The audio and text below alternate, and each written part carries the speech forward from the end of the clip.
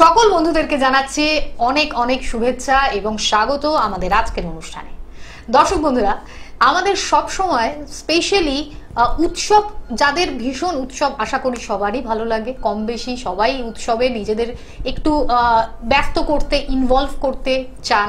অনেকে নিজেদের কাজের ব্যস্ততার কারণে হয়তো সেইভাবে এঙ্গেজ হতে পারেন না, কিন্তু অবশ্যই চেষ্টা করেন একটু হলেও মেন্টালি এঙ্গেজ হতে, একটু হলেও ফিজিক্যালি এঙ্গেজ হতে।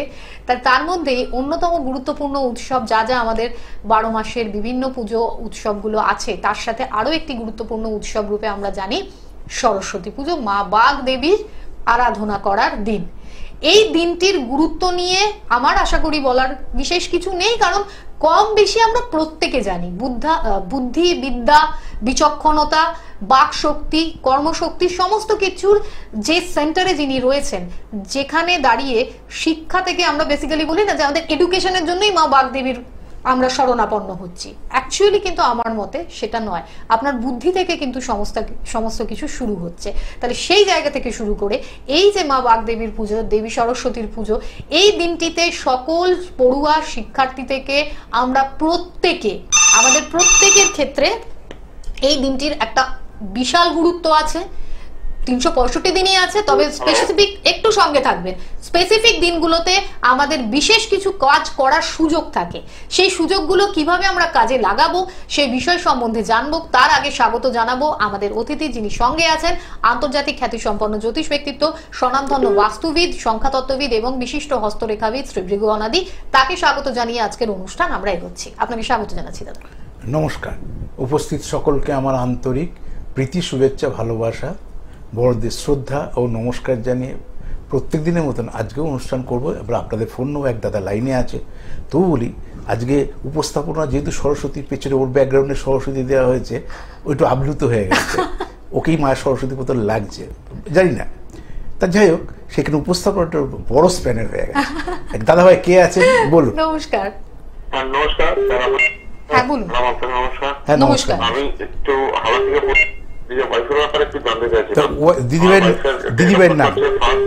দিদিভাইয়ের নামটা বলুন, ওয়াইফের নামটা বলুন। সংগীতা মুখার্জি। শর্মিলা? সংহিতা? আচ্ছা, জন্ম তারিখ? হ্যাঁ, ডেট অফ বার্থ? 1 আগস্ট 1986, সন্ধ্যাবেলা 8:30টার সময়। 86। রাঁচি ঝাড়খণ্ড। 6টা 8:30 রাত 8:30 থেকে 8:30 রাঁচিতে ঝাড়খণ্ড। তো অনেকটা টাইম স্পেন্ড। কেন বেশি দিনকার নয় তো? টাইমের এত কনফিউশন কেন? 8:30 স্যার। কোথায় হয়েছে? হসপিটাল, নার্সিং হোম, বাড়ি কোথায় হয়েছে? না, রেসিডেন্সিয়াল কেস স্যার, রাঁচিতে ঝাড়খণ্ড। আর সেটা বুঝেছে, কোথায় হয়েছিল? হসপিটালে, নার্সিং হোমে, না বাড়িতে? হসপিটালে স্যার।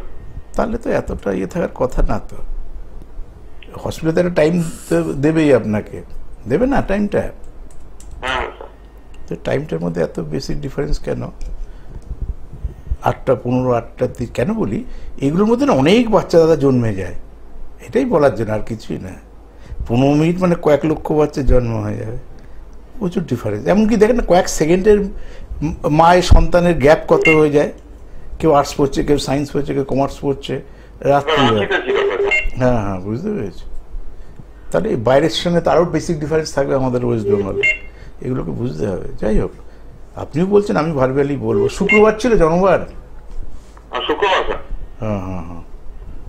বিষ রাশি ছিল কিনা জানেন? বলুন, প্রশ্নটা বলুন এই মুহূর্তে। আচ্ছা, জানতে চাইছিলাম চারটা মানে কিরকম দেখছেন, আর একটু সময় কবে থেকে ভালো দেখছেন আর কি।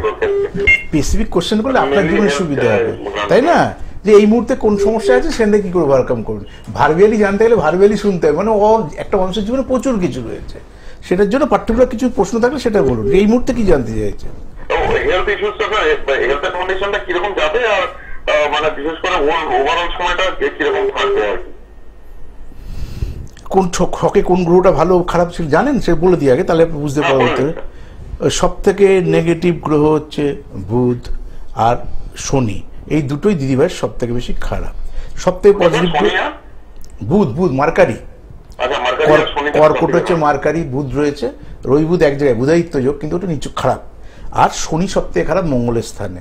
এই দুটো দশা যদি না পায়, বা এই দুটো অন্তর্দশা যখন আসবে তখনই দিদিভাইয়ের খারাপ হবে, আদারওয়াইজ ভালো হবে। ওই দশাটা দেখিনি, দেখিনি কি দশাটা চলছে দেখি, কারণ আমরা কি হয় সাধারণত ভালো জিনিসটা কম পাই, পেলাম হয়তো জীবনে এন্ডে পেলাম, কি জীবনের ছোটবেলায় চলে গেছে, এরকম হয় ম্যাক্সিমাম দেখেছি। দেখেনি দিদিভাইয়ের এই সময় বৃহস্পতি 10 থেকে চলে গেছে 23, শনি 24, মেন টাইমটা 24 সাল থেকে 43 সাল, জীবনে কত বড় স্প্যান। এই টাইম স্প্যান 24 সালে অক্টোবর থেকে দিদিভাইয়ের শনির মহাদশা চালু হয়েছে। এখন শনি 27, এরপর আসবে শনি বুধ। দেখেন শনি বুধ সব থেকে ভালো রেজাল্ট দেয়, কিন্তু এখানে খারাপ দেবে কেন? বুধ হচ্ছে ওখানে কর্কটে রয়েছে, তো নিজেও তো জানেন আপনি কর্কটে খারাপ, কারণ কর্কট চাঁদের স্থানে বুধ ভালো রেজাল্ট দেয় না। এরপর আসবে কেতু, তার শুক্র থেকে অনেক 34 সাল জীবন অনেক দেরি দাদা, তবে এই সময় ভালো হবে না। হ্যাঁ শুক্র তো আসবে দাদা ভাই, অনেক দেরি আছে, 31 সাল। তো 31 সাল মানে আমাদের টাইমটা তো এখনো প্রায় 6 বছর জীবনের। 31 সাল মানুষের একদিন, তাও 31 সালের জুলাই মাসের 25 তারিখ থেকে। আর দিদিকে কোনো প্রথমত বলি, শনি কি করে? শনি ডিপ্রেশন কারক গ্রহ, তার দিদিকে কোনো কাজের মধ্যে ইনভলভ রাখা, এটা ফার্স্ট কাজ। যদি বউকে সুস্থ রাখতে চান কাজের মধ্যে ইনভলভ রাখা, যেমন শারীরিক রোগ হলে ট্রিটমেন্ট করি, সে মানসিকভাবেও দরকার। যদি কাছাকাছি থাকতে বলতাম বইমেলায় যান, আর উদাহরণ দিয়ে বোঝানোর জন্য বলছি। কিন্তু যেখান থেকে দিদিভাই অক্সি পায়, দিদিভাই যেটা ভালোবাসে, সে পছন্দ করে এরকম কোনো কিছু কাজের মধ্যে সবসময় ইনভলভ রাখুন। সবসময় কাজ মানে ধরুন এখন কিছু নেই, বা ঘর বসে দুটো টিউশনই করুন। উনি যতটুকু পড়াশোনা করেছে তার থেকে নিচু ক্লাসে পড়ুন, পয়সার দরকার নেই, বিদ্যা অভ্যাসে থাকে, আর মানসিকভাবে অনেক স্টেডি হবে। আর যারা পড়াবে, যত গরিব ঘরের ছিল, তারা একটু কিছু না কিছু পয়সা দেবে, তারা একদিকে আবার সোর্স অফ ইনকামটা তৈরি করে বোঝানোর জন্য বলছে। একদিকে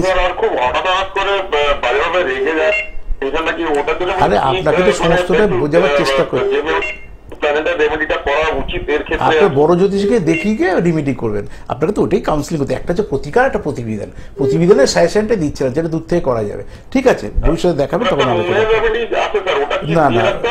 না কিছু করার দরকার নেই, জ্যোতিষীকে এসে পুরোপুরি দেখিয়ে দেবে, নাহলে লাভ হবে না।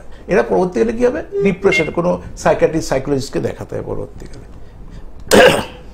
আলোচনার দিকে এগোচ্ছি, যেহেতু হ্যাঁ পুজো নিয়ে ছিল, পুজোর মধ্যে অত ঢুকে গেছি রোববার। এবার রবি সময় এমনভাবে পড়েছে না, রবিটা সারাদিন পুরুত মশাইরা সারাদিন আনন্দ, সারাদিন পুজো করতে পারবে, আর পরের দিন সকালে একটু। কিন্তু পঞ্জিকায় যেদিন সূর্য উদয় হয় সেটা কাউন্ট হয়, কিন্তু সোমবার সারাদিন পুজো হবে না। কেউ যদি করে সেটা ভুল করে করবে,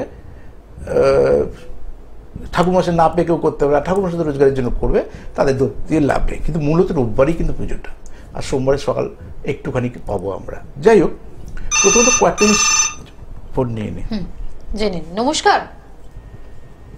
হ্যালো, বলবেন কে বলছেন? নমস্কার, আপনার জীবনকে নমস্কার। নমস্কার, বলুন কে বলছেন, কোথা থেকে বলছেন? নদিয়া থেকে বলছি। হ্যাঁ, কে বলছেন?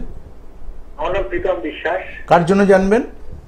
নিজের সম্পর্কে বলুন। Date of birth? 7ই সেপ্টেম্বর 1991। 7ই সেপ্টেম্বর 1991। কখন? টাইম সকাল 11টা 28 মিনিট। 11 মানে 11 to 8। হ্যাঁ, জন্মস্থান? নদিয়া। নদিয়ার কোথায় হয়েছে? হসপিটাল, নার্সিং না বাড়ি? হ্যাঁ, নদিয়া নার্সিং হোম। কোথায়, মানে নদিয়ার কোন জায়গায়? নদিয়া তো ডিস্ট্রিক্ট। কৃষ্ণনগর না কৃষ্ণগঞ্জ? হ্যাঁ, কোথায়? কৃষ্ণনগর না কৃষ্ণগঞ্জ? কৃষ্ণনগর। কৃষ্ণনগর, হ্যাঁ। জন্মবার শনিবার ছিল? শনিবার। আপনার তো সিংহ রাশি রয়েছে, জানেন নিশ্চয়ই, আশা করি। বৃশ্চিক লগ্ন, সিংহ রাশি, মঘা নক্ষত্র। বলুন, প্রশ্নটা বলুন। কি পড়াশোনা করেছেন? কত সালে পাস আউট হয়েছেন? MA BEd. আচ্ছা, কত সালে লাস্ট পাস আউট হয়েছেন? হ্যাঁ, 18। সাবজেক্ট কি ছিল? ফিলোজফি। তাহলে 18 আমার 5, 7 বছর। 7 বছর কি করছেন? মানে স্টিল নাও চাকরি পাননি। তাহলে এখন প্রশ্ন, চাকরি পাননি মানে কিছুই করেননি আপনি এই গ্যাপটাতে? এই সাবজেক্টটা কে নিতে বলেছিল? মানে কেউ, আপনি ভালো লেগে নিয়েছিলেন না কোনো জ্যোতিষ গাইড করেছিল যে আপনি এই সাবজেক্ট নিন, আপনার জীবনে সাকসেস আসবে? মানে কেউ গাইড করেছিল? তাহলে বুঝলেন তো, ভালো লাগা, ভালোবাসা আর কেরিয়ার এক জিনিস না। ভালো লাগা ভালোবাসাগুলো, এটা আপনাকে বলছি না, আপনার তো পড়াশোনা হয়ে গেছে, আর 5টা বাচ্চাদের জন্য যারা মাধ্যমিক দেবে, উচ্চ মাধ্যমিক দেবে, ভালো লাগা ভালোবাসাতে গুরুত্ব দেবো না।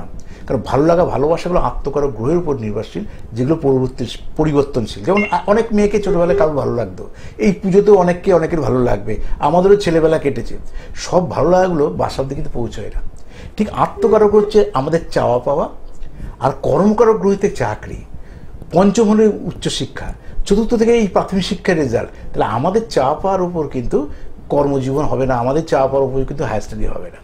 তার কী ধরনের সাবজেক্ট সিলেকশন করলে আমার চাকরিটা হবে, সেটা নির্ভর করে কর্মকারক গ্রহের উপর। চলে আসি আপনার কর্মকারক গ্রহ কি, আপনাকে বলছি মানে আর 5টা লোককে বোঝাবার জন্য। সপ্তম, অষ্টম, নবম, দশম। দশমপতিকে রবি, সেখানে কে রয়েছে? বুধ রয়েছে, সেখানে কে রয়েছে? বৃহস্পতি রয়েছে। তাহলে এখানে শত্রুটাকে রবি বৃহস্পতি মিত্র, রবি বুধ মিত্র, বৃহস্পতি শত্রু বুধ, আর চাঁদ রয়েছে এখানে, চাঁদ হচ্ছে সিংহ রাশি। তাহলে এই ফিলোজফিতে অনার্স না নিয়ে যদি বাংলায় অনার্স পড়তেন, তাহলে এটা কিন্তু আপনার জন্য কেরিয়ারে, মানে আর্টস বেস এডুকেশন করেছেন, এটা নিয়ে কোনো সংশয় নেই। আর্টসের তো প্রচুর সাবজেক্ট সিলেকশন রয়েছে। জিওগ্রাফির অনার্সের লোকে পড়ে, আপনার জিওগ্রাফি যেত না কোনো দিনই, এই বাংলা অনার্স পেলেই আপনার কিন্তু অ্যাপ্রোপ্রিয়েট ছিল। কিন্তু এইখান থেকে কোনো বড় চাকরি আপনি কিন্তু পাবেন না। টিউশনি করুন, পাশাপাশি অন্য কোনো ব্যবসা বাণিজ্যের কথা পরবর্তীকালে ভাবুন। আর এমন একটা শিক্ষাগত যোগ্যতা অর্জন করে ফেলেছেন অলরেডি, যে আজ যদি গ্র্যাজুয়েশন হতো তবু কিন্তু আমি অন্য রুটে ঘোরাতে পারতাম। গ্র্যাজুয়েশন হয়ে গেছে, মাস্টারি পর আপনি বিএড করে ফেলছেন, অলরেডি খুব কমপ্লিট হয়ে গেছে, যেখান থেকে আর কোনো প্রফেশন কোর্সের স্কোপ নেই, যে আপনি এখন দিলে ইয়ার লসই হবে, আর অন্য ফিল্ডে কোনো চাকরি পাবেন না। এই ফিল্ডে আপনাকে চেষ্টা করতে, তবে এখান থেকে কোনো উপযুক্ত চাকরি পাওয়ার কিন্তু কোনো যোগ নেই। দাদা ভালো থাকুন। এটা আমি ওনাকে বললাম মানে, আর 5টা লোককে বোঝানোর জন্য সাবজেক্ট সিলেকশনটা করতে গুরুত্ব। এবার আমরা ভাবি আমরা করব। আচ্ছা ধরুন একটা কথার কথা বলছি, ছোটবেলায় অনেক বাচ্চা খায় না, দেখেছেন তো? মারা কি না খাইয়ে রাখে? যদি মারা না খাইয়ে রাখতে বাচ্চাটা বড় হতো না? বাচ্চা বোঝে না বলে বাচ্চা চিৎকার করে কান্নে, কিন্তু মা কিন্তু ঠেসে ঠেসে খাওয়ায়। আমরাও হয়তো ছোটবেলায় কেঁদেছি, জানি না। বাচ্চা যদি বুঝতো যে আমাকে খাওয়ানোর জন্য, আমি বড় করার জন্য মা খাওয়াচ্ছে, তাহলে বাচ্চা কাঁদতো না। তাহলে বাচ্চার সেই বোধ বুদ্ধি থাকে না। কিন্তু মা জোর করে খাওয়ায়, কেন? বাচ্চা বোঝে না মাকে খাওয়াতে। ঠিক আত্মগৌরব, আপনি যা খুশি ভালোবাসেন, এগুলো আপেক্ষিক, কারণ এগুলো আত্মগৌরব গ্রহ। আপনার একটা আত্মগৌরব, আমার একটা আত্মগৌরব, টিভি চ্যানেলে যারা দেখছেন তারা একটা, প্রত্যেকটা মানুষের আলাদা আলাদা আত্মগৌরব গ্রহ হয়। আত্মগৌরব থেকে বেসিক নেচার, প্রবণতা, ওই জিনিসগুলো কেউ গাইড করেছে না, নিজে নিজে ভেবেছে। আর কর্মকারক গ্রহ অনুসারে যদি চাকরি করতে হয়, কর্মকারক গ্রহ অনুসারে কেরিয়ার সেট করতে হয়। তাহলে হায়ার স্টাডিটা সেই পয়েন্ট অফ ভিউ দিয়ে করতে হবে। তাহলে প্রাথমিক শিক্ষা যদি সাবজেক্ট সিলেকশনের মাধ্যমে না করি, তাহলে আমি হায়ার স্টাডি হবে কোথা থেকে? ফোনটা নিয়ে নিই। নমস্কার। হ্যাঁ নমস্কার। হ্যাঁ কি বলছেন দিদি, কোথা থেকে বলছেন? আমি ভালো থেকে বলছি। কার ব্যাপারে জানছেন? আমি আমার হাজবেন্ডের সম্পর্কে জানতে চাই। দাদার নামটা বলুন। জয়ন্ত নস্কর। জন্ম তারিখ? Date of birth? হ্যাঁ 1985 15ই মে রাত 10টা। আস্তে আস্তে 15ই মে 1985 সালে 1985 10টা রাত। রাত 10।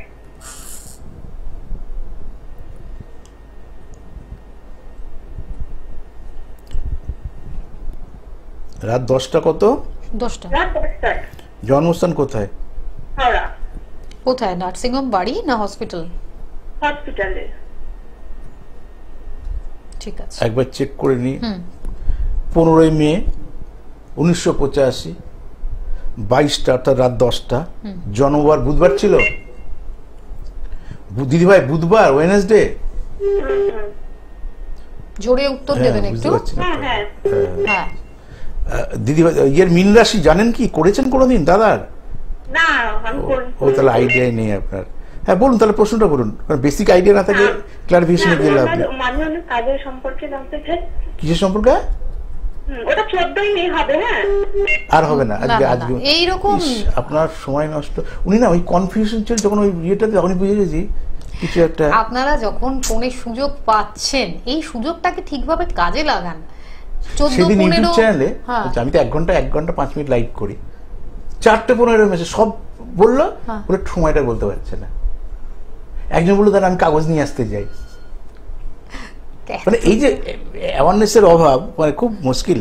তারপরে এখনকার প্রজন্মের ছেলে মেয়ে, দাদারও বয়স বেশি না, দিদি ভাই তার থেকে ছোট হবে, তো এই মিনিমাম জায়গাটা যদি ঠিকঠাক না করে একটু বলছে না যদি অ্যাওয়ারনেস নেই, বলে জানে না, কোনো কিছুই জানে না, হঠাৎ লাইন পেয়ে গেছে করে দিয়ে একটা রোবট বলে দিই, এই আর কি, পরে মনে পড়ছে। আর যাদের সত্যি এই বলার মোশনটা, এই কি বলতে চাচ্ছিলাম, আত্মকার গ্রহ কি করলে হবে। হ্যালো, নমস্কার, বলবেন। নমস্কার, কে আছেন? নমস্কার ম্যাম। বলবেন কার ব্যাপারে, মানে কে বলছেন? আমি মালদা থেকে বলছি, আমি নিজের সম্পর্কে জানতে চাই। আপনার নামটা বলুন। নাম হচ্ছে আপনার প্রীতম ছেত্রী। আচ্ছা, ডেট অফ বার্থ, জন্ম তারিখ? 2005 16/11। আর পিছন থেকে আগে সরে আসেন, 16টা আগে বলেন, 16/11/2005। হ্যাঁ, সময় কখন, টাইম? 12টা। একদম দুপুর 12টা। হ্যাঁ, জন্মস্থান মালদা। মালদা কোথায় হয়েছেন? হ্যাঁ, মালদার কোথায় হয়েছেন? হসপিটাল। 16ই নভেম্বর বললেন তো, 2005? হ্যাঁ, 16/11/2005। বুধবার ছিল? হ্যাঁ। কোন রাশি লগ্ন জানেন, বললে বুঝতে পারবেন? হ্যাঁ, বৃষ রাশি, কৃতিকা নক্ষত্র। আর মকর লগ্ন? মকর লগ্ন। হ্যাঁ, বলুন, প্রশ্নটা বলুন। ক্যারিয়ার রিলেটেড প্রবলেম ছিল। হ্যাঁ, কি পড়াশোনা করেছেন, কোন সালে পাস আউট হয়েছেন? মানে গ্র্যাজুয়েশন হয়নি, এখনো কমপ্লিট করছি সোশ্যোলজি। সোশিওলজি। এর আগে তো মনে হচ্ছে আপনিও ফোন করেছিলেন কোনো একটা চ্যানেলে, যাই না, এখানে না, আমার অন্য চ্যানেলে। এই সাবজেক্ট কেন নিয়েছেন, দিয়েছিল কেউ বলেছিল? মনে নেই। ইউজলেস এইগুলো না। প্রথমত ইন্ডিয়ার চাকরি এসব কম, তারপরে এগুলো নিয়ে পিএইচডি করতে না পারলে কোনো ভ্যালু। আপনি শুনেছেন আশেপাশে গ্র্যাজুয়েশন করে সোশিওলজি অনার্স পড়ে কেউ চাকরি বাকরি পেয়েছে, শুনেছেন? বা আপনার ডানে বায়ে কেউ করে? আপনার পাড়া কেন, আপনার টোটাল জেলাতে করে কিনা সন্দেহ রয়েছে। কিছু কিছু সাবজেক্ট আছে যে কোনটার ফেস ভ্যালু বেশি। শুনতে থাকুন, এটা আপনার জন্য প্রযোজ্য না। পিএইচডি করতে গেলে কোন জায়গায় যেতে হয় সেই ছকে নাকি আপনার। প্রথমত বলে নিই পিএইচডি কিভাবে দেখে, কারণ এগুলো পিএইচডি করলে তার এটার ফেস ভ্যালু আছে। চলে আসি প্রথম 5th হাউসে, একটু আগে বলছি হায়ার স্টাডি। হায়ার স্টাডির ক্লাস উচ্চ মাধ্যমিক থেকে, এবার বাদবাকি এডুকেশনটা হায়ার স্টাডির মধ্যে ধরা হয়, আমি ধরি। আর উচ্চ মাধ্যমিক নিচ থেকে লোয়ার নার্সারি থেকে এটা 4th হাউস। 4th হাউস চলে 1 2 3 4। 4th হাউসে কে রয়েছে? মেষে মঙ্গল, সব ক্ষেত্রে রয়েছে, ভালো জায়গা রয়েছে। এবার চলে আসি কোথায়, বৃষ রাশি। কার ঘর? সেটা শুক্রের ঘর। সেই শুক্র কোথায় রয়েছে দেখুন, দ্বাদশে রয়েছে, কোথায়? বৃহস্পতি ধনুতে রয়েছে। আপনি ছক তো জানেন নিশ্চয়ই। তার শুক্র হচ্ছে হায়ার স্টাডি দেখে। তাহলে এটা থেকে আপনি আর হায়ার স্টাডি কভার করতে পারবেন না, পিএইচডি কোনোদিনই কমপ্লিট করতে পারবেন না। আমি যদি বেঁচে থাকি, আপনি আমাকে বলবেন যে ভৃগুদা এই সত্যি। আর এখন আর একটা অপশন দিয়ে রাখি আপনাকে, যেহেতু গ্র্যাজুয়েশন কমপ্লিট হয়নি, তবে জীবন চলে যায়নি এখনো, কিন্তু গ্র্যাজুয়েশন হয়ে গেলে তখন তার ফেরাতে পারতাম না। গ্র্যাজুয়েশনের পর যে প্রফেশনাল কোর্সই হবে সেগুলো তখন ইয়ার লস কাউন্ট হবে। প্রফেশনাল কোর্স তো ইয়ার কাউন্ট করে। ঠিক সেই পয়েন্ট অফ ভিউ একটা বাড়তি বলে রাখি, এটা আপনার প্রশ্নের মধ্যে নয়, কিন্তু আপনার তো কেরিয়ারের প্রতিষ্ঠাটাই আপনার অ্যাম্বিশন। একটা রাস্তা আপনার ক্ষেত্রে ওপেন আছে। যদি মনে করেন যে আপনার গ্র্যাজুয়েশন, তারপরে 1 বছর আগে থেকে পরীক্ষা দিতে হবে। একমাত্র একাদশে রয়েছে, কে রয়েছে? রবি বুধ। দেখুন কোথায় রয়েছে, রবি বুধ বৃশ্চিকে রয়েছে। বুধ কি দেখে? ম্যানেজমেন্ট ওরিয়েন্টেড এডুকেশন দেখে। যদি ফার্দার মনে করেন বা বাড়ির লোক সেইভাবে গাইড করে যে আপনি ফার্দার যদি মনে করেন, কারণ যেহেতু আপনি সেকেন্ড ইয়ারে আছেন বললেন, তাহলে এই বছর থেকে আপনাকে ক্যাট ম্যাটের প্রিপারেশন নিতে হবে। ম্যানেজমেন্ট কোর্স ভালো জায়গা থেকে করুন, আগে থেকে প্রিপারেশন নিন। এই একটা রাস্তা যদি আপনার কেরিয়ার হয়, কারণ একাদশ মানে সোর্স অফ ইনকাম। তো সোর্স অফ ইনকাম কোথা থেকে হবে? কর্মের মধ্যে দিয়ে। তাহলে ওই ধরনের ফিল্ডে যদি আমি এডুকেশন করি, তাহলে আমার চাকরিটা বাধা। কিন্তু এই এডুকেশন যদি আপনি করেন, তাহলে দাদা একটা সময় জ্ঞান অর্জন করবেন, তা দিয়ে কিন্তু কেরিয়ার হবে না। তাহলে এখন যেহেতু সুযোগ আছে বলে আপনি কাজে লাগাতে পারবেন। অনেকের সুযোগ থাকে না, আগের দাদাভাইটা যেমন সুযোগ নেই, করে ফেলেছে, পিছন থেকে আর জীবন তৈরি করবে। এই করে আশা করি সচেতন হবেন, ভালো থাকুন। এখন বাচ্চা জীবনটাকে তৈরি করুন। ভালো থাকুন ভাই। সকল ভিউয়ার্সরা একটু জেনে নিন যে যারা যারা যোগাযোগ করতে চাইছেন, কন্ট্যাক্ট করবেন, কিভাবে সুযোগ পাচ্ছেন, কোথায় কোথায় সুযোগ পেয়ে যাচ্ছেন। বুধবার পেয়ে যাচ্ছেন প্রত্যেক সপ্তাহে শেওড়াফুলি ফার্স্ট হাফ, সেকেন্ড হাফে রাসবিহারী। বৃহস্পতিবার রবিবার থাকছেন উনি খড়দাতে, তার নিজের চেম্বার। শুক্রবার দিন ফার্স্ট হাফে শিয়ালদা রামকৃষ্ণ জ্যোতিষ কার্যালয়তে, সেখানে পেয়ে যাচ্ছেন এটা শ্রদ্ধানন্দ পার্কের পাশে। সেকেন্ড হাফে দিনের পেয়ে যাবেন খড়দাতে। চলে আসি স্যাটারডেতে, আপনারা পাচ্ছেন হাওড়া ময়দানে। প্রত্যেক মাসে কৃষ্ণনগর, নবদ্বীপ, বহরমপুর, রানাঘাট, আসানসোল, বর্ধমান, দুর্গাপুর সহ একাধিক জায়গায় সুযোগ থাকছে ওনার সাথে যোগাযোগ করে নেওয়ার। এবং যোগাযোগ করার জন্য যেটা ফার্স্ট কাজ সেটা হলো নামের বুকিং করে নেওয়া।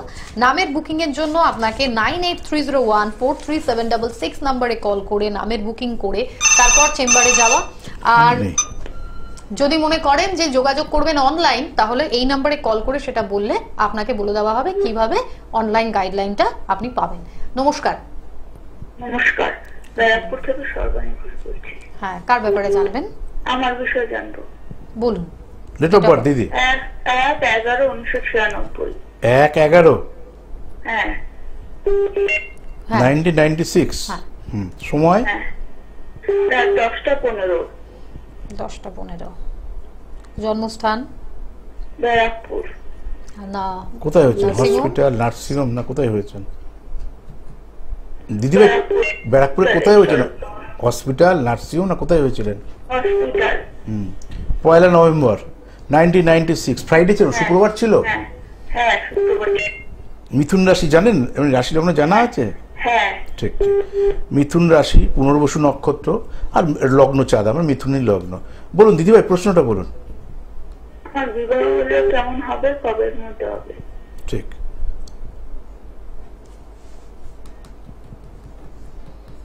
তাই মূলত বিবাহ নিয়ে প্রশ্ন। চলে আসি, বৃহস্পতি মঙ্গল কোথায় আছে আগে দেখে নি। 1 2 3। আচ্ছা, রাহু শুক্র নিচস্থ, রবি নিচস্থ, বাবা, বৃহস্পতি সপ্তমে। দেখি, ছক বিচার করে বিয়ে করবে, নাহলে ঘর করতে পারবেন না। কারণ শুক্র নিচস্থ। শুক্র মানে কি? শুক্র হচ্ছে অ্যাম্বিশন। এই যে আমরা বড় হই, ছোটবেলা থেকে ভাবি ভালো থাকবো, ভালো খাবো, ভালো পড়বো। এখন আপনি স্বপ্ন দেখছেন বিয়ে করব, তাকে নিয়ে সুখে শান্তিতে থাকবো। এটাই তো বাস্তবে চাওয়া পাওয়া। এইটা বাস্তবে যা ভাববেন স্বপ্নের যা ঘটবে তার মধ্যে প্রচুর ডিফারেন্স থাকবে। তাই কোনো একটা সিচুয়েশনে তো সমস্যা হবেই। তাহলে কেন হবে? কারণ শুক্রটা যেহেতু রাহুযুক্ত, দেখে নেবেন কন্যায় শুক্র রয়েছে আপনার, এটা প্রথম, এটা সব থেকে মাইনাস গ্রহ। আর রবি নিচস্থ কোথায়? এটা আপনার তুলাতে রবি রয়েছে, বৈশাখে রবি তুঙ্গস্থ, মানে খুব ভালো থাকে। এটা রবি হচ্ছে মান, সম্মান, খ্যাতি, প্রতিপত্তি, প্রতিষ্ঠাকারক। এই বাড়িতে সম্মানের ব্যাপার, আর পরিবারে যখন যাবো একটা, তার সেখানে মান, সম্মান, খ্যাতি, প্রতিপত্তি, প্রতিষ্ঠা পাওয়ার ব্যাপার। এই দুটো কিন্তু আপনার সব থেকে বেশি এফেক্টেড রয়েছে। ছক বিচার করে যে দাদাভাই শুক্র তুঙ্গস্থ আছে, দেখুন জামাইকে তো চেঞ্জ, দাদাভাইকে তো চেঞ্জ করতে পারবো না। আপনি তো মেয়ে, কিন্তু আপনার জন্য পৃথিবীতে অ্যাপ্রোপ্রিয়েট ছেলে আছে, তো সেইটাকে রাশি লগ্ন বিচার করে বার করে খোঁজ করে বার করতে হয়। এটার জন্য বিচার। আর আমাদের যেটা খারাপ, তখন আমার সুগার আছে, প্রেশার আছে, অ্যানিমিয়া আছে, তার ট্রিটমেন্ট করবো। কিন্তু সুগারওয়ালা, প্রেশারওয়ালা, অ্যানিমিয়া আছে, এরকম মেয়েকে তো অ্যাকসেপ্ট করবো না। বুঝতে পারছি কথাটা? তার যেখানে অপশানটা রয়েছে, এখানে খারাপ আছে, সেটা আমরা প্রতিকার করব। আর প্রতিবিধানটা হচ্ছে অ্যাওয়ারনেসটা, যে আপনার যেটা এফেক্ট আছে সেই গ্রহটা যেন তার খারাপ না থাকে, তারও কিছু না কিছু খারাপ থাকে। আমার যেটা ভালো আছে তার সেটা খারাপ থাকবে, তাতে কোনো অসুবিধার কিছু নেই। তবে তো ম্যাচিংটা হবে। কারণ 9টা গ্রহ পৃথিবীতে দিদিভাই কারোর ভালো নেই, তারও থাকবে। কিন্তু এই দুটো আপনার ডিমান্ড, আমরা যেমন আর্থিক ডিমান্ড করি, দেখতে ডিমান্ড করি, এডুকেশন ডিমান্ড করি, এটা তো বাহ্যিক। জ্যোতিষ হিসাবে আপনি এই দুটোকে প্রথম মাথায় রাখবেন। কারণ আপনার বিয়ে করা না, রবি হচ্ছে স্থায়িত্ব দেয়, চাকরির স্থায়িত্ব, সংসার জীবনের স্থায়িত্ব। রবিটা নিচস্থ রয়েছে, এই জন্য একটু গুরুত্ব দেবেন। এইটা বৈশাখ মাসের ছেলে হলে তো ওয়েল অ্যান্ড গুড, খুবই ভালো হবে। শুধু টাইমটা বলে দিই কোন সময় থেকে আপনার টাইমটা পড়ছে। আর প্রেম প্রীতি ভালোবাসার দিকে যাবেনই না, কারণ যে বলবে বিয়ে করো সে জীবনেও ঘর আপনাকে নিয়ে ঘর করবে না। বুধ 23, 24, 25-এ পড়বে শুক্র, 25 থেকে 28। এই বছরে 14 সেপ্টেম্বর থেকে আপনার শুক্রের অন্তর্দশা চালু হচ্ছে, আর আপনার থাকবে 28 সাল। এই শুক্রকে প্রতিকার করলে এইটা অনেকটা শুক্র বুধের দশান্তশা লোকে পায় না, আপনি পেয়েছেন। অত এই টাইমটাকে ইউটিলাইজ করুন, ভুল না হয়। এই সময়ের মধ্যে আপনার বিয়ে হবে। এই বছরে 14 সেপ্টেম্বর থেকে পড়ছে 28 সালের মে মাসে, 28 সালের জুলাই মাসের 14 তারিখ অবধি থাকছে। এই যে টাইম স্প্যানটা, এই টাইম স্প্যানটা আপনার বিয়ের আইডিয়াল টাইম। এখন থেকে ছেলে দেখা শুরু করুন, ছক বিচার করে যে গ্রহ দুটো বললাম সেই গ্রহ দুটো আগে প্রতিকার করে তারপর বিয়ে থাকুন, ভালো থাকুন। আজকের অনুষ্ঠানের টাইমিং এই অবধি। অনেক কিছু শোনার জানার ছিল, তবে আজ প্রোগ্রাম এই পর্যন্ত। তাই আমি দাদাকে ধন্যবাদ জানাচ্ছি এবং প্রত্যেক ভিউয়ার্সকে জানাবো সকলে ভালো থাকবেন। শুভেচ্ছা থাকলো সবার জন্য। নমস্কার।